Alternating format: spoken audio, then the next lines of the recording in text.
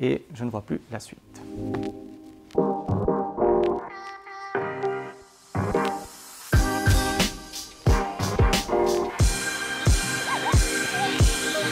Chacun est capable de dire qu'une période d'inflation n'est pas positive pour son porte-monnaie. Mais comment l'expliquer simplement? Il s'agit d'une hausse de prix persistante et globale, c'est-à-dire sur une multitude de biens et de services. Vous l'aurez donc compris, cela entraîne une perte de votre pouvoir d'achat. L'inflation peut donc aussi être perçue comme une baisse de la valeur de la monnaie.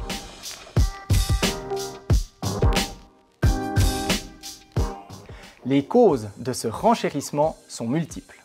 Par exemple, lorsque la demande est plus forte que l'offre, les prix grimpent de manière significative. L'augmentation excessive de la masse monétaire, soit l'argent en circulation, réduit également de facto la valeur d'un billet. Actuellement, ce sont surtout les coûts de l'énergie et des matières premières qui minent notre pouvoir d'achat, notamment à cause de la guerre en Ukraine et des nombreuses incertitudes qui l'entourent.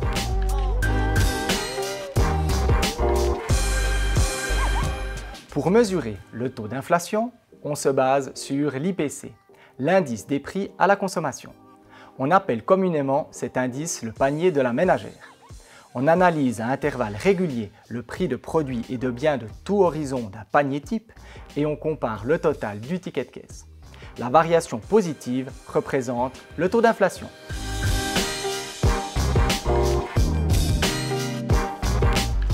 L'inflation est-elle identique partout? Bien évidemment que non.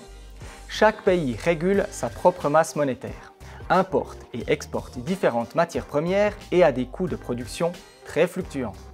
Ainsi, le niveau d'inflation varie de pays en pays car cette perte du pouvoir d'achat est liée à la valeur de la monnaie de référence. Par exemple, si les investisseurs européens estiment que l'économie suisse est solide, ils investiront plus massivement dans notre pays et le franc s'en verra renforcé. Cela atténuera notre inflation, mais dopera celle des pays de la zone euro. Contenir ce renchérissement de prix constitue notamment un des objectifs principaux des banques centrales.